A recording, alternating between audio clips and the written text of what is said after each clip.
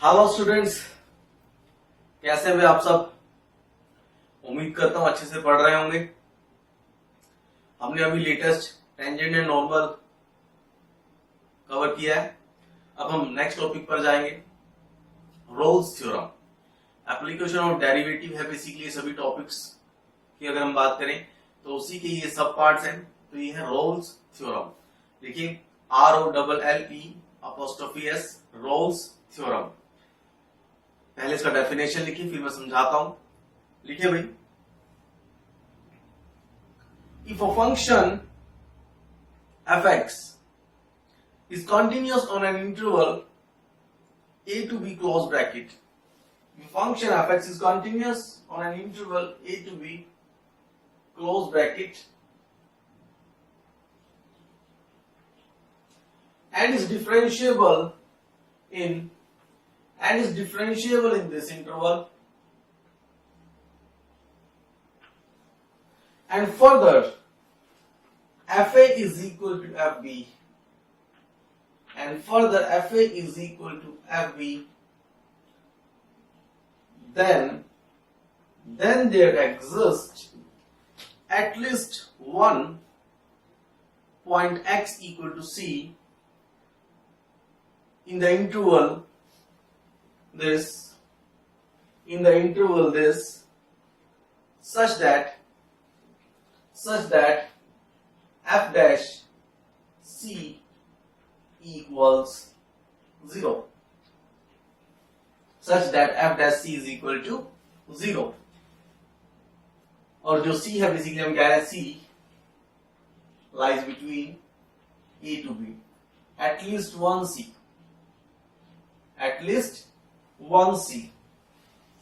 बहुत आसान चीज है। अगर कोई हमारे पास कोई कंटिन्यूअस फंक्शन हो किसी interval a to b close bracket में, और वो फंक्शन डिफरेंशिएबल हो a to b open bracket में, and fa is equal to fb भी हो, तो a से b के बीच में कम से कम एक ऐसा पॉइंट c जरूर आएगा सच दैट f डैश c 0 होगा, सच दैट f डैश c 0 होगा भाई। This is Rolle's theorem. इसमें कंटिन्यूटी मस्ट है एंड पॉइंट पर, और डिफरेंशिएबिलिटी ओपन ब्रैकेट में वैलिड होनी चाहिए, मतलब एग्जिस्ट करनी चाहिए। फंक्शन डिफरेंशिएबल होना चाहिए a to b open bracket में। देखिए किस तरह से हम इसको देख सकते हैं, ऑब्जर्व करते हैं हम इसको।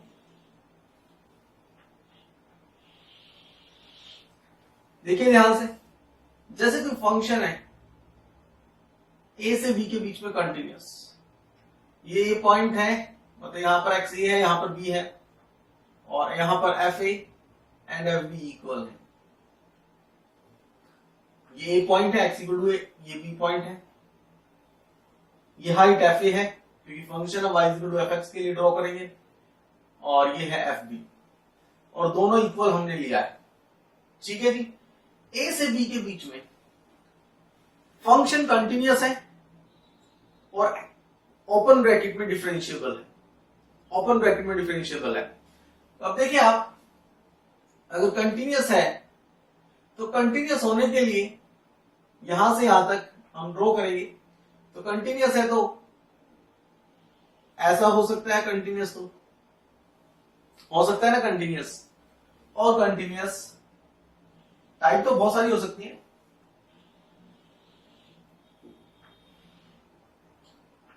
बट अभी हम यहां पर कुछ ही स्टडी करेंगे अलग अलग केसेस में, और ऐसा भी हो सकता है,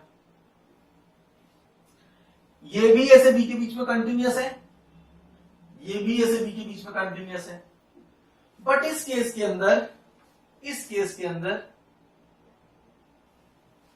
यहां पे डिफरेंशिएबल नहीं है, यहां पे डिफरेंशिएबल नहीं है। जब आप देखेंगे यहां पर एक पिन पॉइंट बन जाएगा, पीक बन जाएगा, तो यहां पे डिफरेंशिएबल नहीं है। लेकिन अगर हम यहां पर बात करें तो इस पॉइंट पर डिफरेंशिएबल है, और इस पॉइंट पर डेरिवेटिव 0 है। इस पॉइंट पर डेरिवेटिव क्या है? जीरो है। कहने का मतलब यहाँ पर ये वो सी पॉइंट है जहां पर एफ डैश सी क्या हो रहा है, जीरो हो रहा है, और ये एग्जिस्ट भी कर रहा है। तो दोनों में आप देखें F A is equal to F B है, दोनों केसेस में। दोनों केस में ए से बी क्लोज इंटरवल के लिए कंटिन्यूअस है, बट उस केस के अंदर हमने एक बीच में पॉइंट आया, वहां पे डिफरेंशिएबल नहीं है, मगर इस पे डिफरेंशिएबल है। तो अब देखिए, जब भी आप एक क्लोज इंटरवल में कंटिन्यूअस फंक्शन लेंगे जो कि ओपन इंटरवल में डिफरेंशिएबल होगा and F A is equal to F B होगा, तो इस फंक्शन को जब आगे जाएगा तो वापस आने के लिए, क्योंकि F A is equal to F B है, तो आगे जाके वापस तो आना ही होगा। वापस जब आएगा तो उसे यू टर्न लेना होगा, वापस जब आएगा उसे यू टर्न लेना होगा। जब वो यू टर्न लेगा और वहां पर उसे डिफरेंशिएबल भी रहना है, इस तरह से तो टर्न ले नहीं सकता, क्योंकि यहां से अगर इस तरह से शार्प टर्न लेगा तो डिफरेंशिएबल नहीं होगा। तो जब भी वो यू टर्न लेगा वहां पर डेरिवेटिव जीरो हो जाएगा, वहां पर डेरिवेटिव जीरो हो जाएगा। तो जब ए से बी की तरफ वो जाएगा तो एफ ए अगर एफ बी के इक्वल है तो उसको वापस तो आना पड़ेगा, और वापस आने के लिए यू टर्न लेना पड़ेगा, और जहां पर भी यू टर्न लेगा वहां पर डेरिवेटिव क्या होगा, जीरो होगा। और यही बेसिकली रोल्स थ्योरम में है, यही है रोल्स थ्योरम में कि अगर एक फंक्शन कंटिन्यूअस है ए से बी क्लोज ब्रैकेट में, कंटिन्यूअस ए से बी क्लोज ब्रैकेट, डिफरेंशिएबल है ए से बी ओपन ब्रैकेट में, and F A is equal to F B भी है, तो ए से बी के बीच में एक ऐसा पॉइंट सी आएगा जहां पर एफ डैश सी क्या होगा, जीरो होगा। बच्चों आई मेरी बात समझ? This is true for any function जो इन कंडीशंस को सेटिस्फाई करता हो। ठीक है जी, बहुत आसान थ्योरम है, और जब क्वेश्चन में ये लगने वाली होती है तो क्वेश्चन के अंदर खुद हिंट होता है। देखिए, जब एटलीस्ट वन सी इस तरह से आए कि किसी फंक्शन का एटलीस्ट वन रूट आए, तो आपके माइंड में ये थ्योरम आनी चाहिए, रोल्स थ्योरम। और भी थ्योरम्स है जो माइंड में आनी चाहिए, जैसे इंटरमीडिएट वैल्यू थ्योरम है, वो भी माइंड में आनी चाहिए। ठीक है ना, तो ये भी आपके माइंड में आनी चाहिए जब आपको ये कहा जाए कि इस इक्वेशन का एटलीस्ट वन रूट हो, एटलीस्ट वन। ठीक है ना, एटलीस्ट वन हो या फिर सम रूट्स, इस तरह से वर्ड हो, तो आपको जब किसी इक्वेशन के रूट्स के ऊपर कमेंट करना हो तो हम रोल्स थ्योरम के बारे में भी सोच सकते हैं। कुछ क्वेश्चन रोल्स थ्योरम पर भी बेस्ड होते हैं। ठीक है जी, अब ध्यान से देखिए, रोल्स थ्योरम जो लगी है वो जिस फंक्शन पे लगाई गई है, रूट्स उसके डेरिवेटिव के मिले हैं। रोल्स थ्योरम लगी तो फंक्शन एफ एक्स पर है, मगर इंफॉर्मेशन रूट की किसकी मिली है, एफ डैश एक्स के। रोल्स थ्योरम लगी तो एफ एक्स पर है, मगर इंफॉर्मेशन एफ डैश एक्स के रूट की मिली है। ठीक है जी, तो इस बात को ध्यान रखो, जब आपके सामने एक इक्वेशन हो, उसके रूट के ऊपर आपको कमेंट करना हो और आपको लग रहा हो कि वहां पर रोल्स थ्योरम लग सकती है, तो आपको उस फंक्शन को इंटीग्रेट करके उसके ऊपर ये कंडीशंस को चेक करना चाहिए। जब आपके सामने कोई फंक्शन, कोई इक्वेशन गिवन हो और उसके रूट्स के ऊपर कमेंट करना हो कि उसका एटलीस्ट वन रूट है किसी इंटरवल में, और आपको लगता है कि इस पे रोल्स थ्योरम लग सकती है, तो अगर रोल्स थ्योरम से क्वेश्चन को करना है तो उस जो भी इक्वेशन होगी पहले उसे इंटीग्रेट करना होगा। इंटीग्रेट करने के बाद जो फंक्शन हमें मिलेगा उसके ऊपर रोल्स थ्योरम की वैलिडिटी चेक करनी होगी। वैलिडिटी कैसे चेक करनी है अभी मैं बताऊंगा। ठीक है जी, वैलिडिटी फंक्शन के जो भी इक्वेशन होगी उसका इंटीग्रेट करने के बाद वैलिडिटी चेक करेंगे, और फिर अगर वैलिड है तो सीधा सीधा रोल्स थ्योरम के रिजल्ट के बेसिस पर आंसर कर सकते हैं। अगर किसी को ये बातें जो मैंने अभी समझाई है समझ नहीं आई तो घबराने की जरूरत नहीं है, अभी डिस्कस करेंगे, सभी चीजें आपको क्लियर होता जाएगा। अभी आप इतना जरूर समझे कि भी रोल्स थ्योरम में क्या है। रोल्स थ्योरम में तीन कंडीशन है, ये तीन कंडीशन किसी फंक्शन के लिए ट्रू हो रही है तो हम कहेंगे Rolle's theorem is applicable. Rolle's theorem is applicable. तो देखिए, इस पर कई तरह से क्वेश्चन बनते हैं। रोल्स थ्योरम का मतलब तो आपको समझ आ ही गया होगा कि अगर ये तीन कंडीशन वैलिड हो रही हैं तो मतलब ये तीन कंडीशन ट्रू है तो जो उसका डेरिवेटिव होगा फंक्शन का वो किसी एक सी पॉइंट पर तो जीरो बनेगा। ठीक है जी। एटलीस्ट वन सी क्यों यूज करा है उस पर भी बात करेंगे, एटलीस्ट वन सी क्यों यूज करा है। अभी आप समझे रोल्स थ्योरम का जो सबसे पहले टाइप का क्वेश्चन होता है, टाइप लिखते नहीं जो क्वेश्चन किया है, सबसे पहले टाइप का क्वेश्चन आपके सीबीएसई एग्जाम के लिए होता है। वहां पर कई बार पूछा जाता है रोल्स थ्योरम एप्लीकेबल है या नहीं है, applicability of Rolle's theorem, Rolle's theorem applicable है या नहीं है, रोल्स थ्योरम किसी भी फंक्शन के लिए एप्लीकेबल है या नहीं है, वो ये तीन कंडीशन डिसाइड करेंगी। अगर कोई फंक्शन एफ है और उस ए से बी इंटरवल के लिए पूछा गया है कि रोल्स थ्योरम एप्लीकेबल है नहीं है, तो ये तीन कंडीशन आपको बताएंगी कि रोल्स थ्योरम उस इंटरवल के लिए एप्लीकेबल है या नहीं है। रोल्स थ्योरम की एप्लीकेबिलिटी के लिए आपको ये तीन कंडीशन को चेक करना होगा। ठीक है जी। फॉर एग्जाम्पल मैं आपको पहले एग्जाम्पल देता हूं, जैसे जैसे मैं कहूं उसको ध्यान देना। अगर मैं आपको कहूं discuss the applicability of Rolle's theorem for the following function on the indicated interval, तो देखिए सबसे पहला क्वेश्चन है F X equals mod x और जो इंटरवल है वो है -2 से 2, वो है -2 से 2। तो अब देखिए F X equals mod x, जैसे कि अब आपको ग्राफ वगैरह सब कुछ बनाने आते हैं तो आप ग्राफ का यूज कर सकते हैं। F X equal to mod X का जो ग्राफ बनेगा, F X equals mod X का जो ग्राफ बनेगा बच्चों वो ये बनेगा। ठीक है जी, ये F X equals mod X का ग्राफ बनेगा। लेट अस से कि -2 से 2 है। अब आप देखिए -2 से 2 जब आप इसे बनाएंगे तो ये क्लोज इंटरवल के साथ कंटिन्यूअस आएगा। आप चेक कर सकते हैं चीज हम ऑलरेडी कंटिन्यूटी में देख के आए। कोई भी मॉडुलस फंक्शन जो इस तरह से है, कोई भी फंक्शन हो पॉलिनोमियल वो कंटिन्यूअस होता है, उसका मोड लेंगे तो वो भी कंटिन्यूअस ही रहेगा। तो मोड एक्स कंटिन्यूअस होता है फॉर ऑल एक्स, तो -2 से 2 के बीच में भी मोड एक्स कंटिन्यूअस रहेगा। ठीक है जी। बट अगर हम डिफरेंशिएबिलिटी की बात करें तो डिफरेंशिएबल नहीं है वो जीरो पर क्या नहीं है वो डिफरेंशिएबल। ये चीज भी हम देख के आए हैं डिफरेंशिएबिलिटी में, तो जीरो पर ये डिफरेंशिएबल नहीं है। तो बेसिकली अगर आप देखिए ये कंटिन्यूअस है -2 से 2 के बीच में, even f of -2 f of 2 के इक्वल भी है, बट डिफरेंशिएबल नहीं है। तीनों में से कोई भी कंडीशन अगर ट्रू नहीं है तो हम कहेंगे Rolle's theorem is not applicable on the indicated interval. आज भी बात समझ, तीनों कंडीशन अगर सेटिस्फाई होंगी, ट्रू होंगी, तभी हम रोल्स थ्योरम की एप्लीकेबिलिटी बता सकते हैं, मतलब तभी हम कह सकते हैं रोल्स थ्योरम एप्लीकेबल है। अगर तीनों में से कोई भी कंडीशन में गड़बड़ है तो हम कहेंगे Rolle's theorem is not applicable. आई भी बात समझ। ठीक है जी। भले ही बीच के अंदर कोई ऐसा पॉइंट हो जहां पे डेरिवेटिव जीरो हो, बट हमें उस चीज में इंटरेस्ट नहीं है। हमें तो तीनों चीजों को अगर सेटिस्फाई, तीनों चीजें अगर ट्रू है तभी हम रोल्स थ्योरम के बारे में बात करेंगे। अदरवाइज तो बाई चांस आंसर आ जाता है कई बार, उसकी एक अलग बात है। Rolle's theorem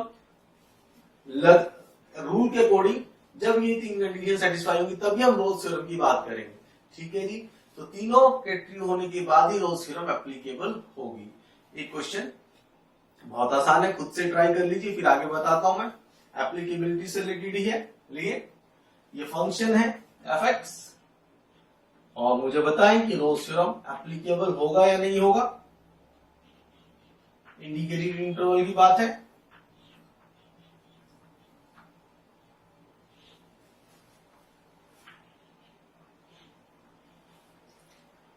on 1 to 3।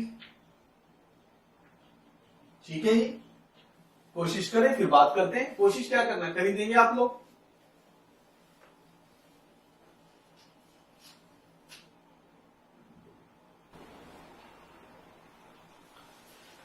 हाँ भी बच्चों, हो गया होगा क्वेश्चन।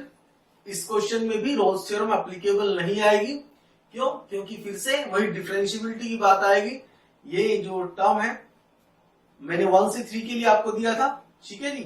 तो 3 पर और 1 पर वैल्यू तो सेम होगी, आपने देखा होगा 1 और 3 पर वैल्यू तो सेम होगी, कंटिन्यूअस भी है, मगर 2 पे नॉन डिफरेंशिएबल है। 2 पे नॉन डिफरेंशिएबल है, आप देखेंगे फर्स्ट प्रिंसिपल से भी देख सकते हैं और डायरेक्ट डिफरेंशिएशन से भी देख सकते हैं। ठीक है जी। 2 पर जब आप डेरिवेटिव निकालेंगे तो वो इनफाइनाइट टाइप बन रहा है, ठीक है जी।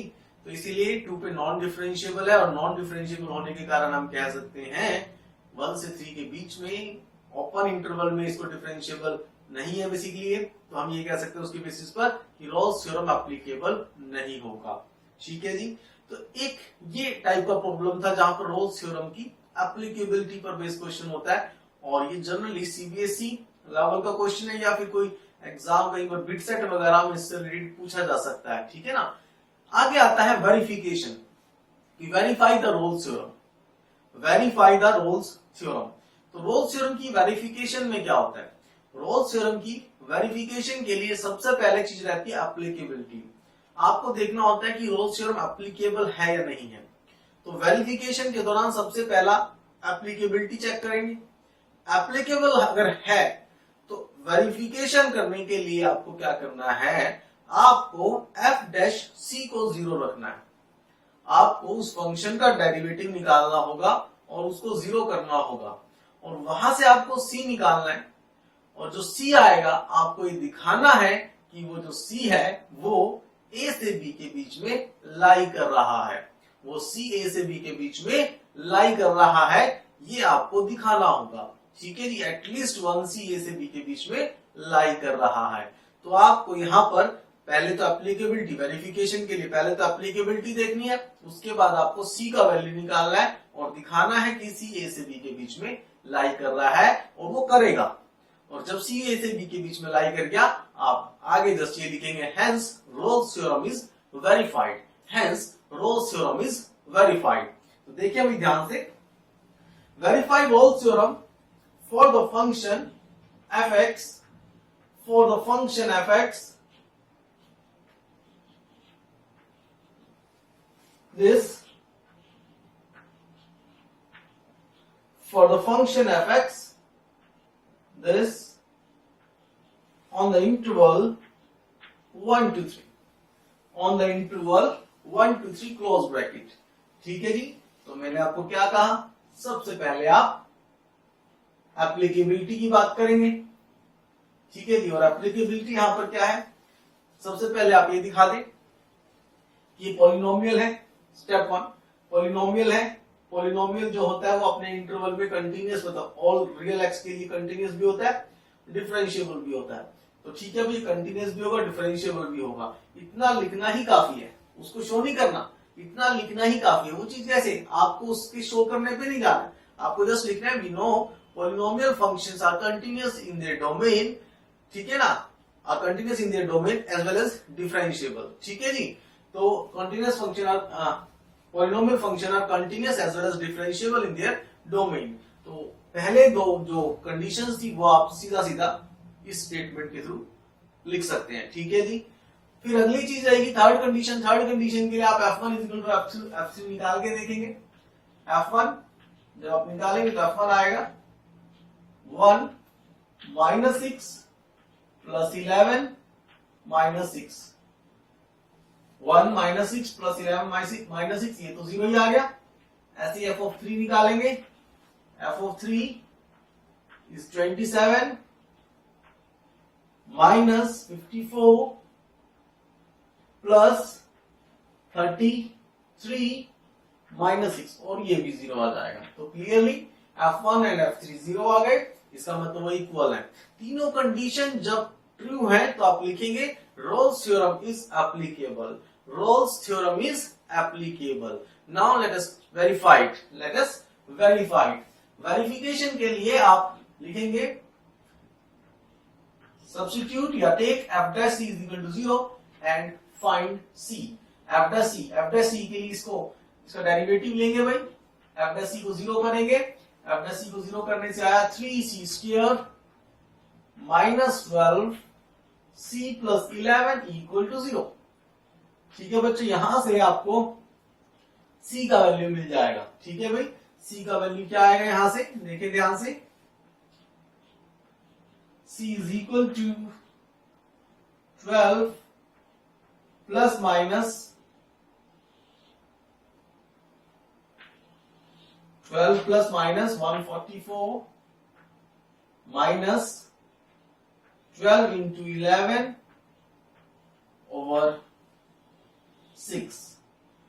ठीक है बच्चों, अब आप इसमें से देखें, यहां पे बेसिकली क्या हो रहा है, इसमें से 12 जो है कॉमन आ सकता है, और 12 minus 1 that is 12 minus 11 that is 1, तो बेसिकली अंदर क्या बच रहा है, root 12 basically 12 plus minus 2 root 3 over 6। और अगर हम इन्हें अलग अलग कर दें तो basically this is 2 plus minus 1 by root 3। ठीक है जी, आप देखिए यहां से c का 2 वैल्यू है, और दोनों ही वैल्यू आप देख सकते हैं 1 एंड 3 के बीच में है। दोनों ही वैल्यू आप दिखा सकते हैं, ये 1 और 3 के बीच में है। ठीक है जी, और जब आप ये लिखेंगे clearly 1 is less than 2 minus 1 by root 3 and this is less than 2 plus 1 by root 3 and this is less than 3। तो दोनों का दोनों वैल्यू 1 और 3 के बीच में आ रहा है, और इसके बेसिस पे हम कह सकते हैं hence Rolle's theorem is verified. Hence Rolle's theorem is verified. Just आपको पहले एप्लीकेबिलिटी देखनी है, उसके बाद सी निकालना है, सी निकाल के आपको दिखाना है कि वो इस इंटरवल के एटलीस्ट 1 सी इस इंटरवल के बीच में लाई कर रहा है, ओपन ब्रैकेट।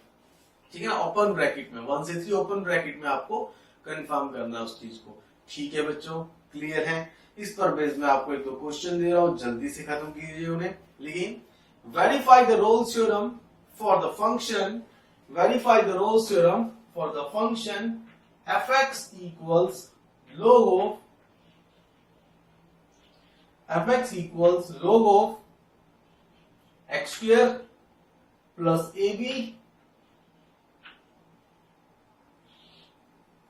over में x into a plus b on interval a to b close bracket, on interval a to b close bracket, where a greater than 0 but less than b, where a is greater than 0 but less than b। ठीक है जी, आई हुई बात समझ। एक और लिखे question, if the function fx, if the function fx क्या है,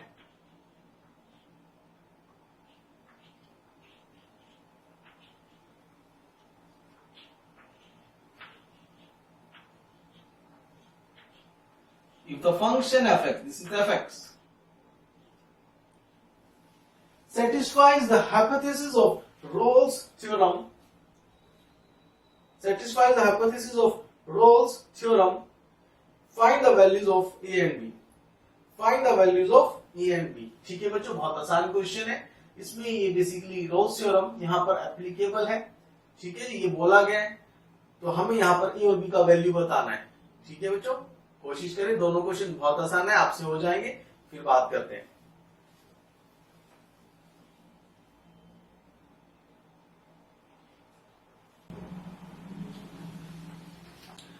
हाँ जी बच्चों, दोनों क्वेश्चन बहुत आसान थे।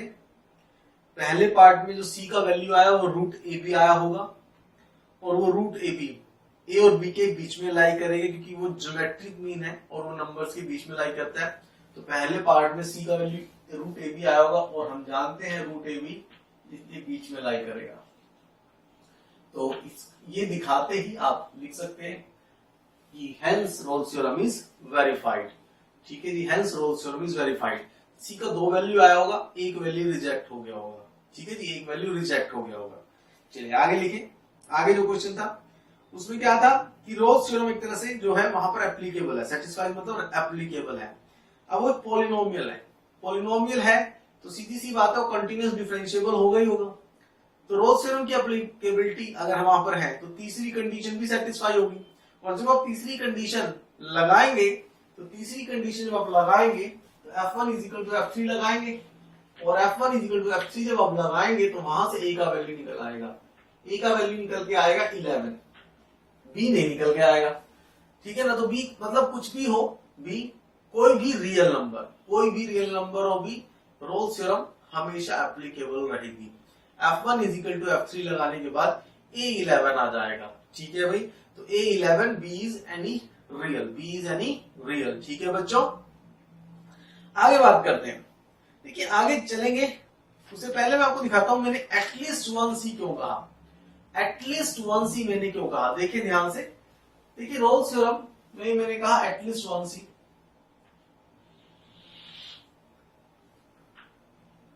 क्योंकि एक से ज्यादा C भी हो सकते हैं।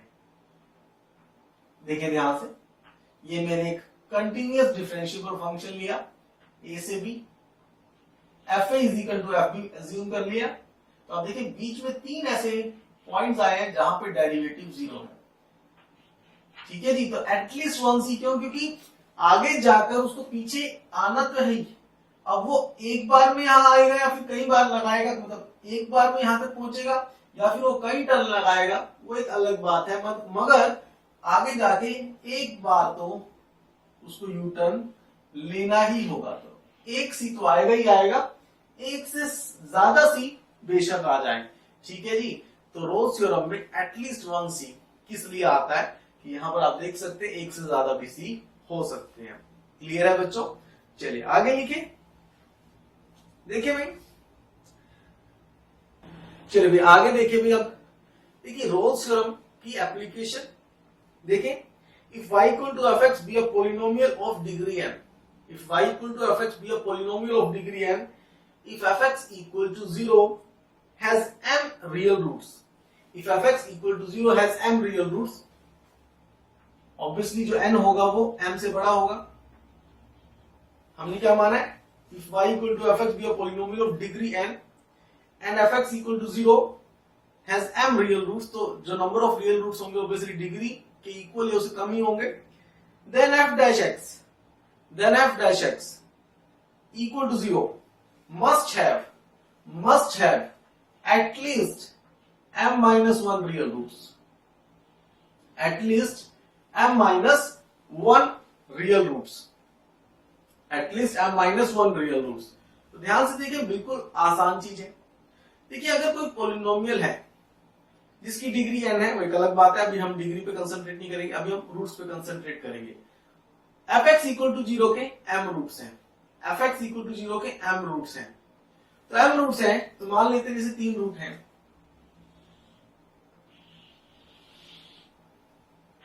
मान लेते हैं 3 रूट हैं लाइक दिस। ये 3 रूट है fx के, fx इक्वल टू 0 के। तो देखिए यहां पर ये और ये पॉइंट पर अगर मैं इसको 1 मान लेता हूं, इसको 2 मान लेता हूं, तो f1 is equal to f2 है, क्योंकि 0 है ना दोनों पर वैल्यू। जब f1 is equal to f2 है तो रोल्स थ्योरम के अकॉर्डिंग 1 से 2 के बीच में एक C आना ही आना है, कम से कम एक C, जहां पे डेरिवेटिव 0 होगा। तो 1 से 2 के बीच में एक C आना था और ये वो C है जहां पे डेरिवेटिव 0 है। ऐसे 2 से 3 के बीच में भी रोल्स थ्योरम लगेगी, f2 और f3 दोनों 0 है, इक्वल है, तो रोल्स थ्योरम लगेगी, तो बीच में एक C यहां पर भी आएगा। तो बेसिकली अगर fx एक पॉलिनोमियल है तो उसके हर दो रियल रूट के बीच में, बेसिकली दो जो सक्सेसिव रूट्स हैं उनके बीच में, दो कंसेक्यूटिव जो रूट्स हैं उसके, उनके बीच में एटलीस्ट 1 रूट आएगा f डैश x का, एटलीस्ट 1 रूट आएगा f डैश x का। एटलीस्ट 1 क्यों आएगा,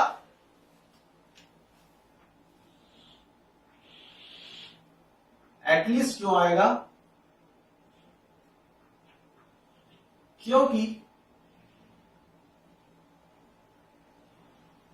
ऐसा भी हो सकता है लाइक दिस, यहां पर f1 और f2 दोनों 0 है, इक्वल है, मगर बीच में आप देखें f डैश x के 3 रूट हैं, f डैश x के 3 रूट हैं।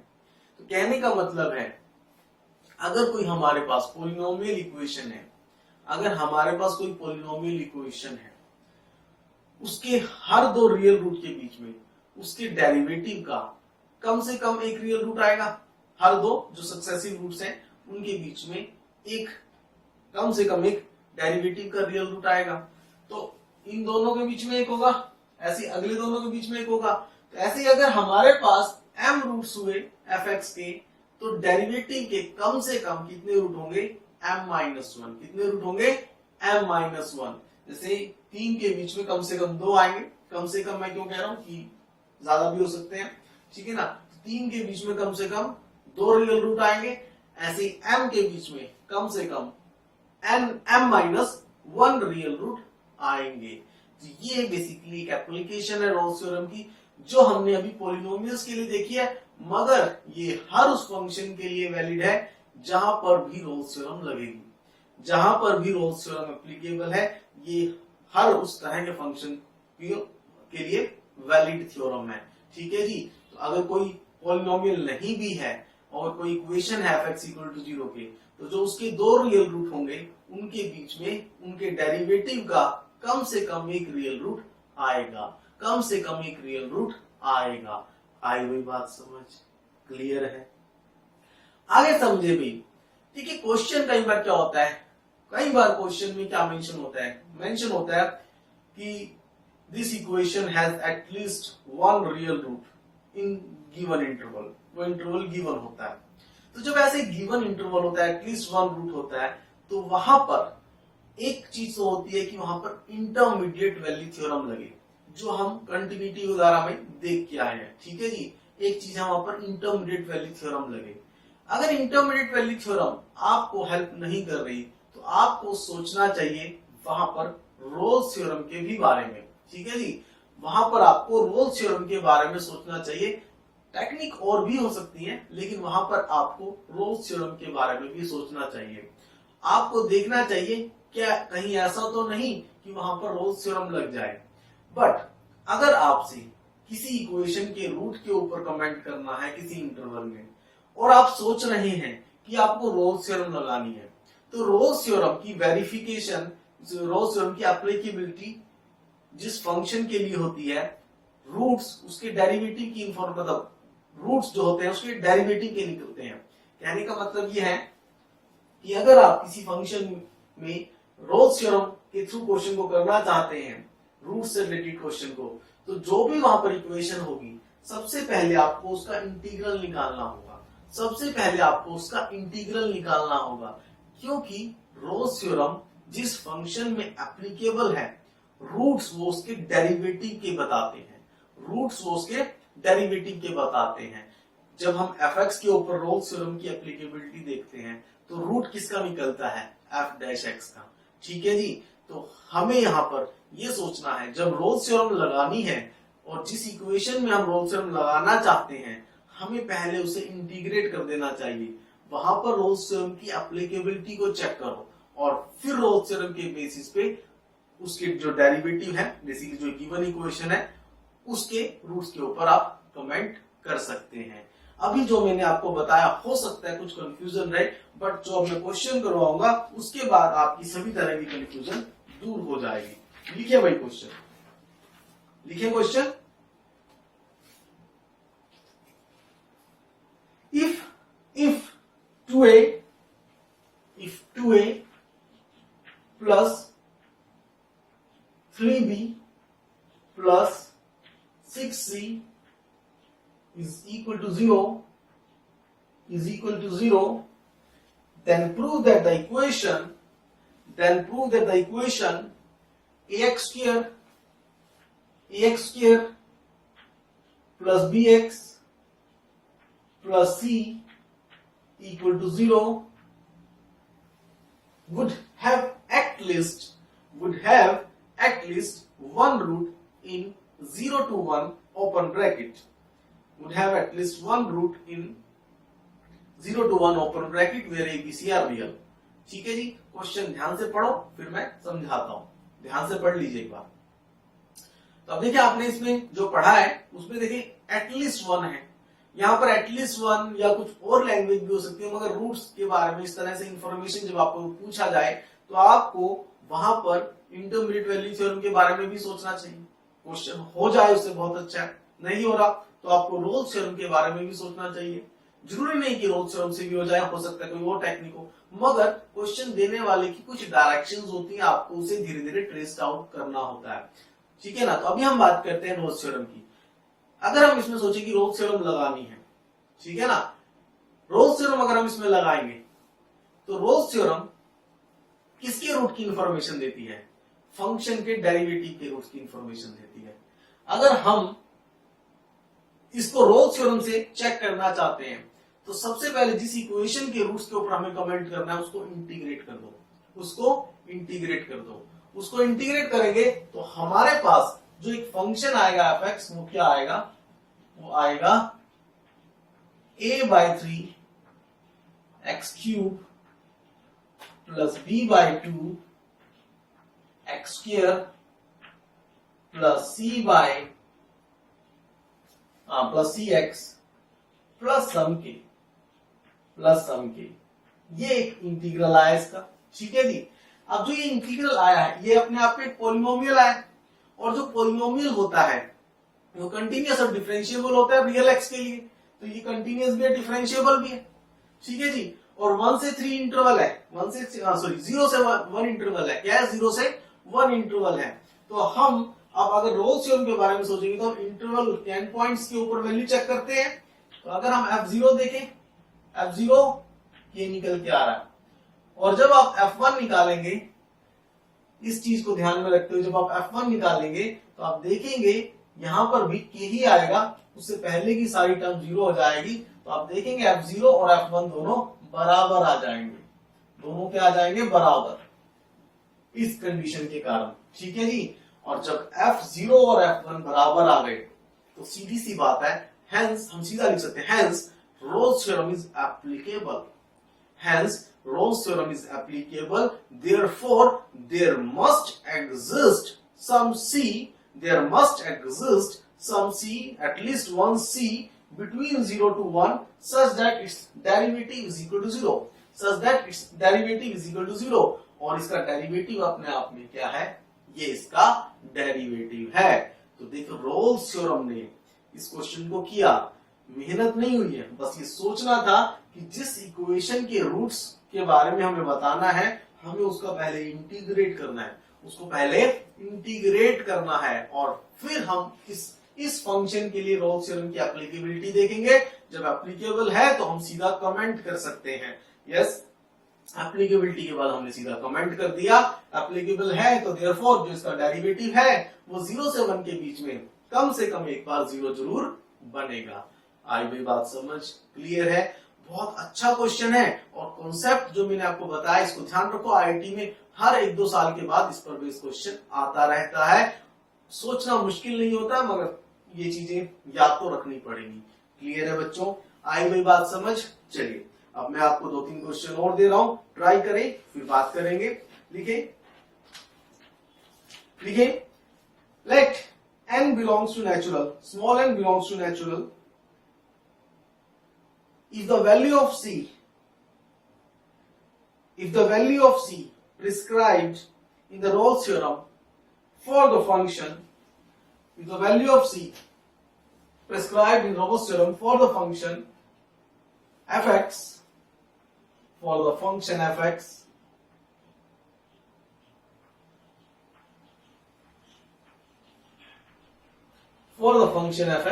this on 0 to 3 close bracket, on 0 to 3 close bracket is 3/4, then find n. Next question, taking the function fx, this taking the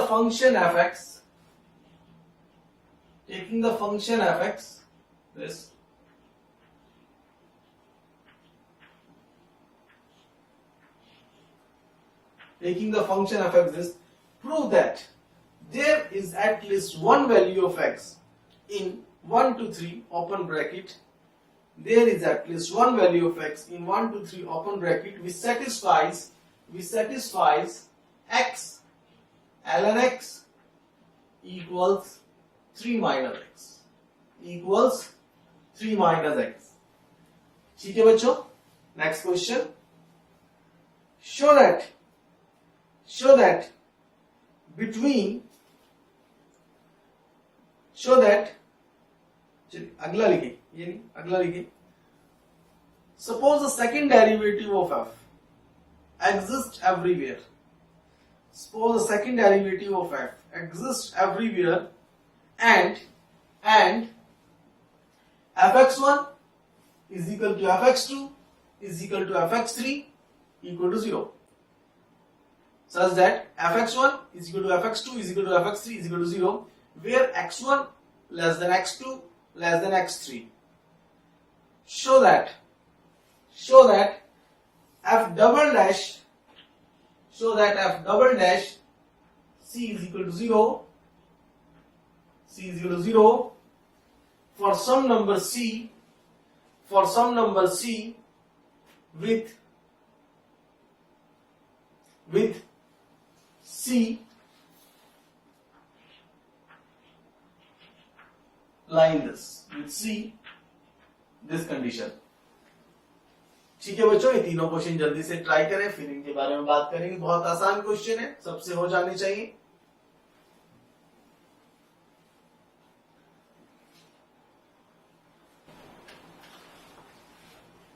हाँ जी बच्चों, जो पहला क्वेश्चन दिया था बिल्कुल आसान था, उसमें n इक्वल टू 3 आ जाना चाहिए था, नहीं आया तो दोबारा ट्राई कर लेना, n3 आएगा भाई।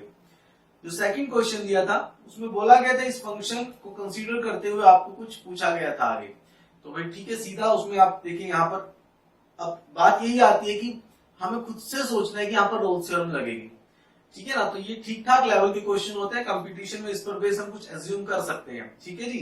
तो fx equal to x minus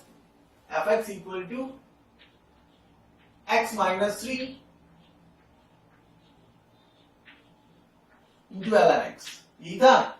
तो अब देखें जो इंटरवल हमें 1 से 3 दिया है, 1 से 3 में ln x डिफरेंशिएबल होता है, कंटिन्यूअस भी होता है, डिफरेंशिएबल भी, और x माइनस 3 तो पॉलिनोमियल है, वो भी कंटिन्यूअस डिफरेंशिएबल रहेगा, ठीक है जी।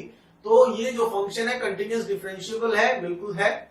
और अगर हम 1 और 3 पर वैल्यू की बात करें, 3 पर ये 0 है, 1 पर 0 है, तो f1 और f3 दोनों जब 0 है तो सीधी सी बात है तीनों कंडीशन सेटिस्फाई हो रही है, और तीनों कंडीशन सेटिस्फाई हो रही है तो रोल्स थ्योरम लगेगी।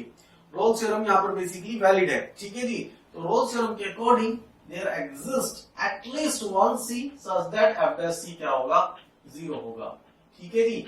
और जब आप इसमें लगाएंगे तो आप देखेंगे यहाँ पर ये लगाएंगे बेसिकली, तो c माइनस 3 में c plus ln c, Rolle's theorem basically product rule लगा है, और यहां से आप देख सकते हैं यहां से यही कंडीशन आ जाएगी कि c ln c is equal to 3 minus c, तो इसका मतलब उस इक्वेशन का कम से कम एक c रूट होगा ही होगा between the interval that is 1 से 3, ठीक है ना जी। 1 से 3 नॉट 0 से 1, दिस इज 1 से 3, ठीक है जी, 1 से 3। आई मेरी बात समझ क्लियर है।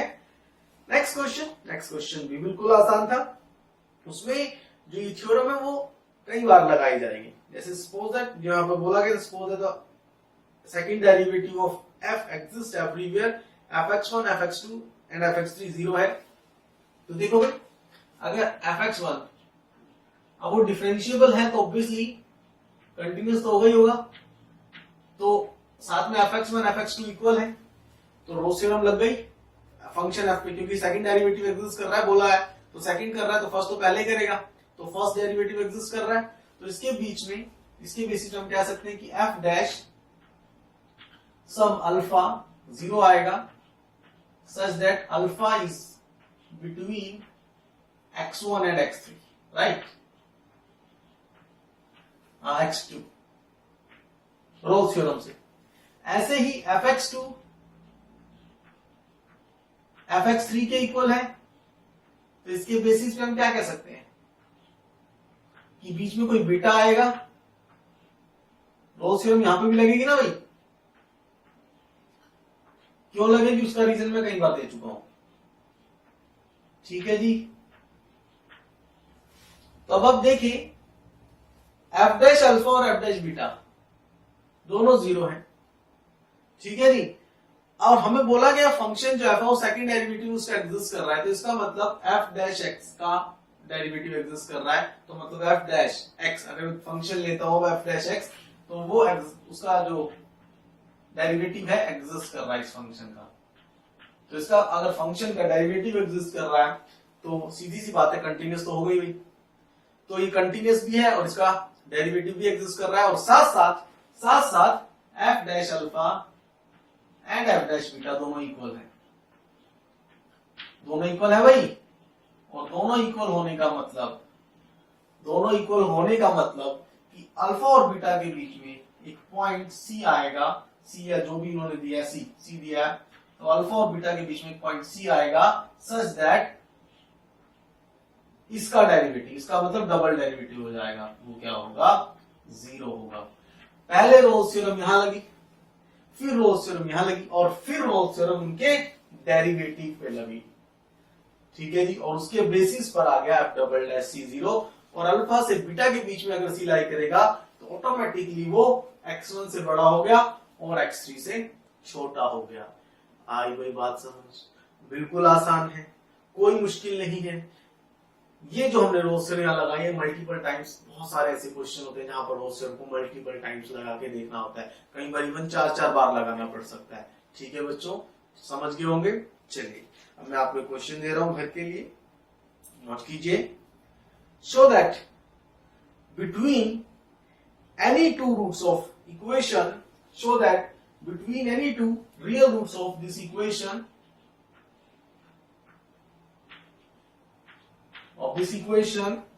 there exists at least one root of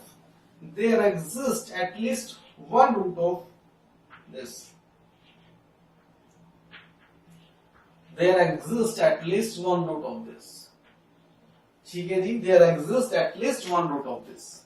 clear है बच्चों, एक और लिखें। show that the equation x cos x equals sin x has a root between pi to 2 pi open bracket, ठीक है बच्चों, ये दोनों क्वेश्चन आप घर से ट्राई करेंगे, और कल पहले हम इन्हें डिस्कस करेंगे, फिर हम अगली थ्योरम पर जाएंगे, एलएमईटी, लैग्रेंजेस मीन वैल्यू थ्योरम। और आज की क्लास में मुझे लगता है जितना भी समझा आप लोगों को समझ आ गया होगा। कई बार इस लेक्चर को देखना, अच्छे क्वेश्चन आते हैं इस पर बेस्ड, ठीक है जी। Bye bye, take care, keep learning.